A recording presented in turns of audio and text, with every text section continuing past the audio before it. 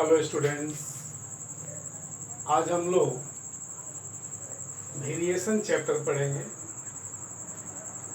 English में उसको variation कहते हैं, हिंदी में उसको परिवर्तन कहते हैं और बांग्ला में उसको भेद भी कहते हैं। क्या कहते हैं? भेद कहते हैं। तो वेरिएशन चैप्टर जानने के पहले हमको थोड़े पिछले कक्षाओं में चलना पड़ेगा। एक चल राशि और एक अचल राशि की बात आती थी। कौन कौन बात आती थी? चल राशि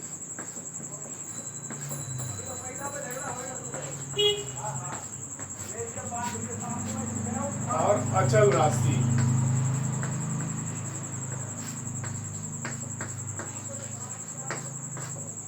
चल राशि क्या है और अचल राशि क्या है, इस पर हम लोग चर्चा करेंगे।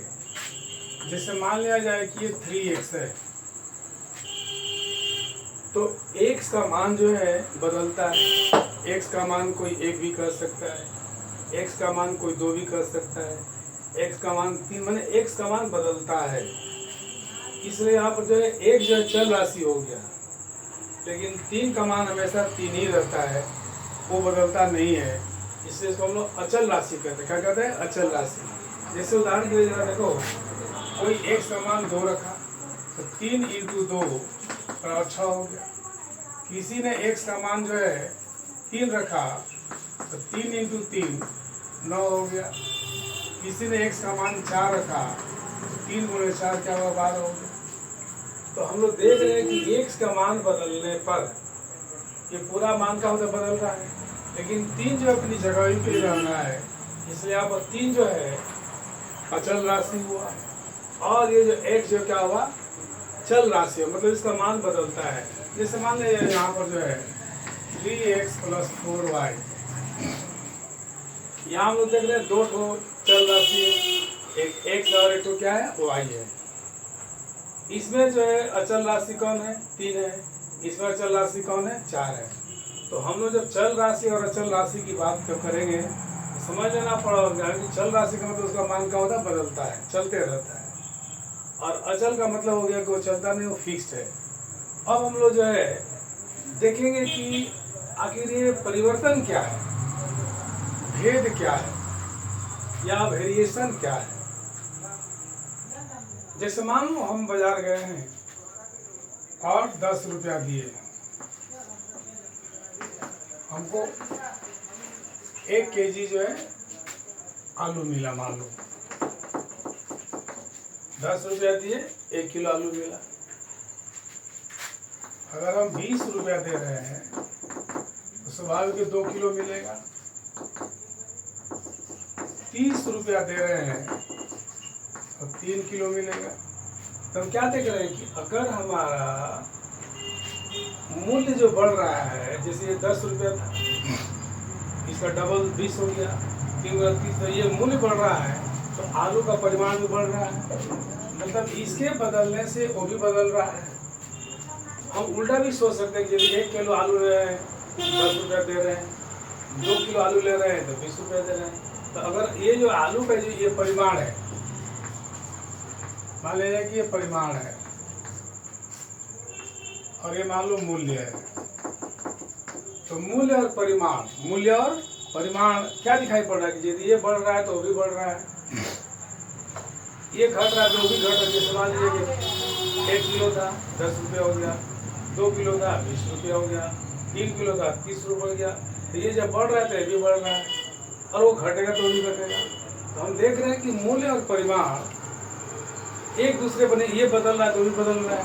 अगर मान लिया जाए कि हमारा मूल्य जो है 100 रुपया है, अब परिमाण मान लो y रुपया है, तो x और y एक दूसरे पर निर्भर करता है।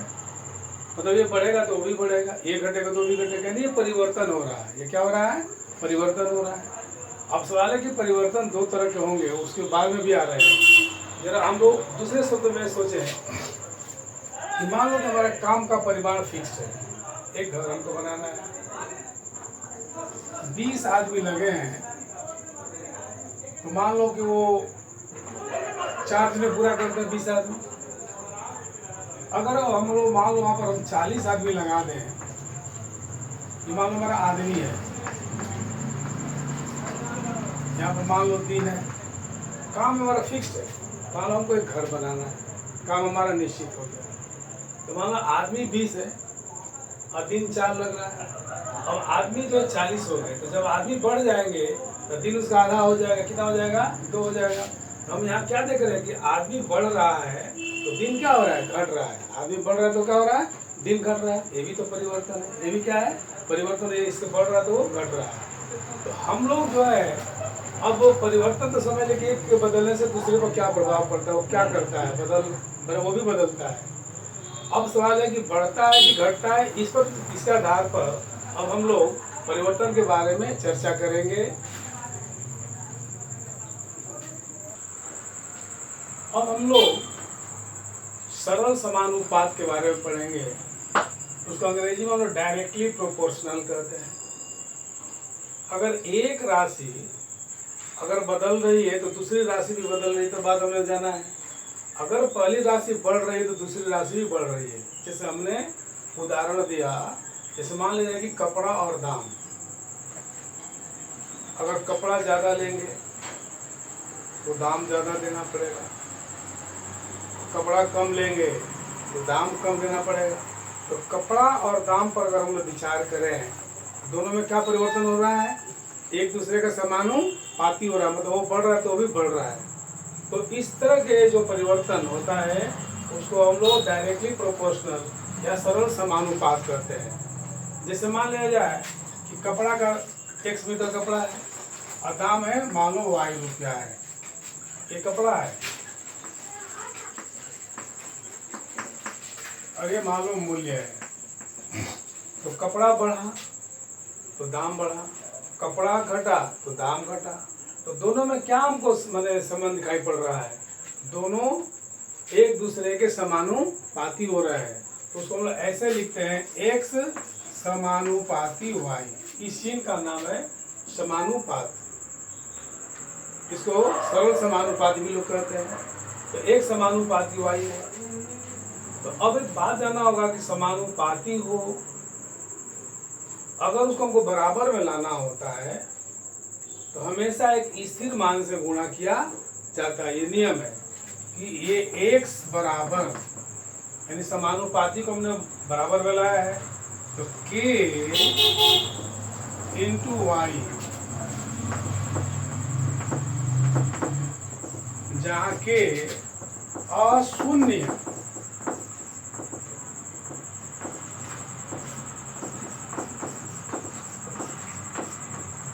परिवर्तन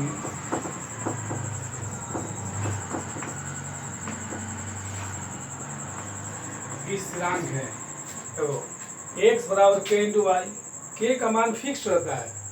तो इसको कहा करता है अशून्य। क्यों कहते हैं? अगर हम लोग k का मान यदि हम लोग 0 रख देंगे तो 0 हो जाएगा, तो फिर वो संबंध नहीं रह जाएगा।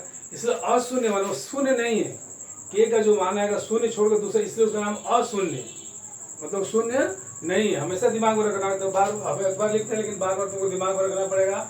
हम लोग आगे लेके जहाँ k की स्थिरांक है, लेकिन तुम्हें समझना पड़ेगा कि k जो है अशून्य परिवर्तन स्थिरांक है, मतलब जो इसको अंग्रेजी में वेरिएशन कांस्टेंट कहते हैं। क्या कहते हैं? वेरिएशन कांस्टेंट कहते हैं। तो अब तुमको जानना चाहिए कि ये एक समानुपात है, मतलब अगर कपड़ा बढ़ेगा तो दाम बढ़ेगा, कपड़ा घटेगा तो दाम घटेगा। यानी दोनों में जो है सरल संपर्क है, सरल परिवर्तन संपर्क है, यानी कि डायरेक्टली प्रोपोर्शनल है। तो समानुपाती के चिन्ह को हमको बराबर में लाने के लिए हमेशा जो है कि स्थिरांक मान से, कांस्टेंट मान से, जिसका मान अचल रहेगा उससे गुणा किया जाता है। उसको उसका नाम है अशून्य परिवर्तन स्थिरांक है। अब जरा सोचो तो यह x है, यहाँ y उधर में गुणा, इधर क्या हो गया? भागा हो जाएगा। तो x बटा में y इक्वल टू q होगा। एक बात करना होगा कि जब दो राशियों का अनुपात यदि स्थिरांक हो जाएगा, दो राशियों का अनुपात क्या होगा? स्थिरांक हो जाएगा, तो दोनों में सरल भेद संपर्क होगा। क्या होगा? सरल भेद संपर्क, यानी को समानुपाती होगा। तो कभी कभी दे देता है कि साबित करो कि ये समानुपाती। तो दिमाग रखो, दो राशियों का अनुपात अगर स्थिरांक आ जाएगा तो दोनों में क्या संबंध होगा? डायरेक्टली प्रोपोर्शनल होगा। क्या होगा? डायरेक्टली प्रोपोर्शनल होगा।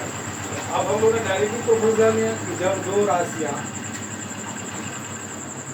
जब रहती है और एक बढ़ता है तो दूसरा भी बढ़ता है, एक घटता है तो दूसरा भी घटता है। तो इस तरह के राशियों में जो संबंध होगा वो डायरेक्टली प्रोपोर्शनल होगा। अब हम लोग जो पढ़ेंगे इसके बाद वाला में अभी हम लोग पढ़ने जा रहे हैं। तो अब हम लोग जो है दूसरा पढ़ेंगे व्युत्क्रमानुपात, मतलब उल्टा। इसको अंग्रेजी में कहते हैं इनवर्सली प्रोपोर्शनल। इनवर्स में उल्टा होता है। इसमें क्या होता है जरा हमको सोचना होगा। तो अगर एक राशि बढ़ेगी तो दूसरी राशि घटेगी। हम लोगों ने बॉयल समय में पढ़ाया था, ख्याल आया होगा कि जब दबाव बढ़ाते थे तो आयतन क्या होता था, घट जाता था, और दबाव घटाते थे तो आयतन क्या होता, बढ़ जाता था। तो दबाव और आयतन एक दूसरे का क्या होता था, व्युत्क्रमानुपात होता था। इसको बहुत विलोमानुपात भी कहते थे। तो व्युत्क्रमानुपात में उल्टा, जैसे अभी थोड़ा देर पहले हमने बताया था कि आदमी और दिन, काम निश्चित है, काम फिक्स्ड है, काम वो निश्चित है।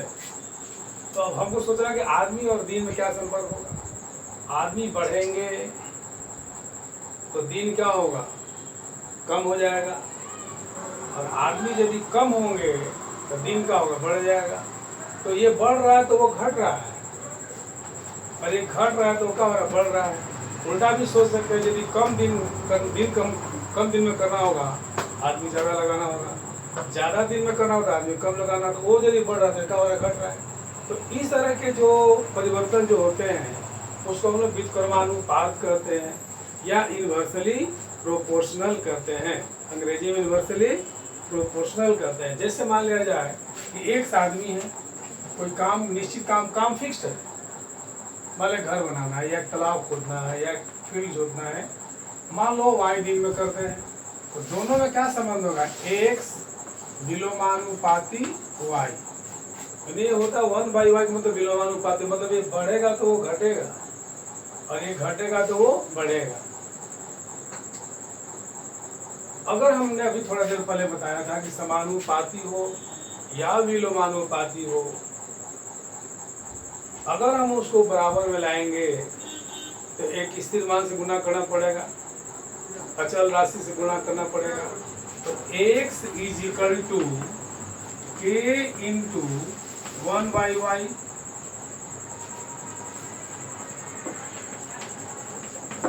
जहाँ k अशून्य परिवर्तन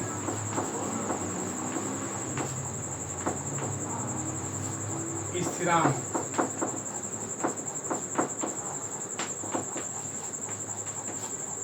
अशून्य परिवर्तन स्थिरांक है, मतलब ये मान k का मान 0 कभी भी नहीं, इसलिए नाम अशून्य। अगर हम 0 रख देंगे तो 0 की समथिंग 0 तक कोई संबंध नहीं रह जाएगा। अब जरा सोचो कि अगर हम क्रॉस करते हैं, ये y में x बनाते हैं, एक्स वाई इसका टू क्या हुआ। तो हम एक बात यहाँ से एक निष्कर्ष निकाल रहे हैं कि यदि दो चल राशियों का गुणनफल स्थिरांक हो जाता है तो दोनों में हमेशा जो है विलोम भेद संपर्क या दोनों जो है एक दूसरे के इनवर्सली प्रोपोर्शनल मतलब उल्टा होते हैं, व्युत्क्रमानुपात में होता है। आगे हमने बताया था कि यदि दो चल राशियों का अनुपात यदि स्थिरांक होता है तो दोनों राशियां एक दूसरे के समानुपात में होंगे, और दो चल राशियों का गुणनफल यदि स्थिरांक होगा तो हमेशा जो होंगे व्युत्क्रमानुपात में होंगे या इनवर्सली प्रोपोर्शनल में होंगे, मतलब एक बढ़ेगा तो दूसरा घटेगा। तो इस हम लोगों ने बात को समझ लिया कि परिवर्तन है